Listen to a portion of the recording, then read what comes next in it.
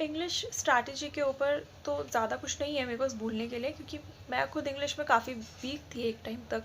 And RBI exam था mains, जब मैं आरबीआई मेंस देने गई थी असिस्टेंट वाला, तो इंग्लिश ही रीज़न था कि मैं नहीं क्वालिफाई कर पाई थी, क्योंकि कट ऑफ से ओनली मेरे 1 मार्क ज़्यादा थे। सो मैं बहुत परेशान हो गई थी इंग्लिश से, तो क्योंकि मेरे मार्क्स ही नहीं आते थे। मैं इतनी क्लासेस देख चुकी थी, नमीशा बंसल मैम की परफेक्शन क्लासेस जो होती थी मैंने बहुत देख ली। सो जिस चीज़ ने मुझे फिर हेल्प की वो थी रीडिंग। रीडिंग ने मेरी बहुत हेल्प की है। और आप सबको ये आइडिया होगा कि आईबीपीएस का जो मेन एग्ज़ाम है वो रीडिंग उसके लिए बहुत इंपॉर्टेंट चीज़ है, क्योंकि वहाँ पे मेंस एग्ज़ाम में क्या क्वेश्चंस आते हैं, नॉर्मल पैसेजेस आते हैं बहुत ज़्यादा, आपको इन्फो करने होते हैं पैसेजेस। एंड जितने भी क्वेश्चन होंगे मैक्सिमम पैसेज बेस्ड होंगे, तो जितना आप जल्दी रीड कर पाओगे, उस चीज़ को समझ पाओगे क्वेश्चन क्या बोल रहा है, तो आप वो क्वेश्चन ईजिली कर लेंगे। एंड आईबीपीएस पीओ में भी मैंने इंग्लिश में आई गेस 25 समथिंग अटैम्प्ट किए थे क्वेश्चंस।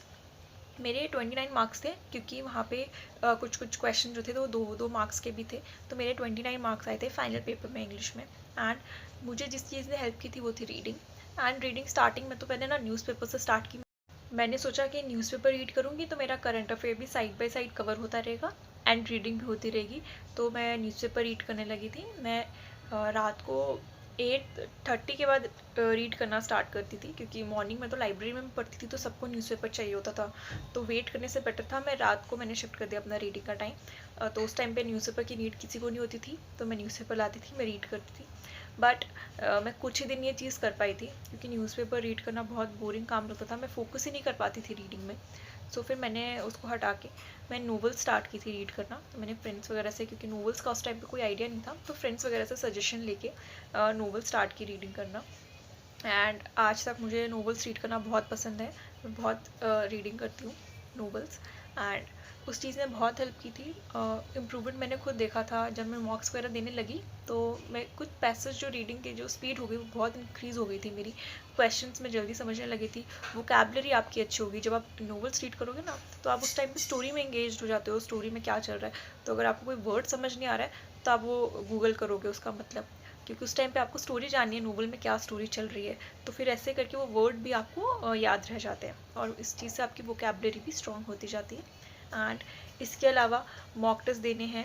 मॉक टेस्ट देने के बाद उसका एनालिसिस करना है, पैसेज वगैरह अच्छे से आपको अटैम्प्ट करने हैं। नहीं अटैम्प्ट कर रहे हो मॉक में तो एनालिसिस में उस चीज़ को अटैम्प्ट कीजिए। And 120 rule of grammar by Namisha Bansal ma'am, एक यूट्यूब सीरीज़ है नमीशा मैम की, वो बहुत अच्छी है। ग्रामर के जितने भी क्वेश्चंस आते हैं प्री में मेंस में, वो उस वीडियो से आपके कवर हो जाएंगे। एक्स्ट्रा आपको ग्रामर का कोर्स वगैरह करने की नीड नहीं है। एंड इसके अलावा आपको मॉक्स कैसे अटैम्प्ट करने हैं मैं वो भी बता देती हूँ, और रियल एग्ज़ाम में भी वैसे ही अटैम्प्ट करना है। पहले आप जो है पैसेज अटैम्प्ट नहीं करेंगे प्री के एग्ज़ाम में, उसको लास्ट के लिए बचा के रखेंगे। तो स्टार्टिंग में जितने भी मिसलिनियस क्वेश्चंस हैं, जैसे ग्रामर के क्वेश्चंस आ रहे हैं वो अटैम्प्ट कीजिए, जो पैराजम्पल्स हैं वो अटैम्प्ट कीजिए, फिलिंग द ब्लैंक्स जो हैं वो अटैम्प्ट कीजिए, एंड एरर वाली जो क्वेश्चंस हैं वो अटैम्प्ट कीजिए। एंड में पैसेज के लिए टाइम दीजिए और ट्राई कीजिए, क्योंकि ये सारे क्वेश्चंस आप 10 मिनट्स में कंप्लीट कर लेंगे। लेस देन 10 मिनट आपको लगेंगे ये सारे क्वेश्चंस करने में। तो आप अपने बाकी मार्क्स सिक्योर कीजिए पहले ये सब अटैम्प्ट करके, एंड देन एंड पैसेज कीजिए, क्योंकि वो टाइम चाहिए उसको रीडिंग के लिए, क्वेश्चन समझने के लिए टाइम चाहिए, तो उसको एंड में अटैम्प्ट करना है। और ऐसे ही आपको मेंस एग्ज़ाम में जाके अटैम्प्ट करना है, और मॉक्स में आपको प्रैक्टिस बनानी है इस तरह से इसको अटैम्प्ट करने की। ये राइट स्ट्रेटजी है इंग्लिश का पेपर अटैम्प्ट करने की, एंड ये आपको बहुत हेल्प करेगी अगर आप इस चीज़ को फॉलो करोगे तो। सो ये हो गया पेपर कैसे अटैम्प्ट करना है। एंड इसी तरह से आपको प्रैक्टिस करनी है, टीचर्स को फॉलो करना है। मैं निमिषा मैम को फॉलो करती थी, उनकी पेड क्लासेस से मुझे ज़्यादा हेल्प नहीं हुई है। मैंने उनका परफेक्शन बैच देखा है काफ़ी टाइम तक के लिए, बट मैं नॉर्मल प्रैक्टिस बनाने के लिए मैंने कंटिन्यू रखा था उनका परफेक्शन बैच देखना।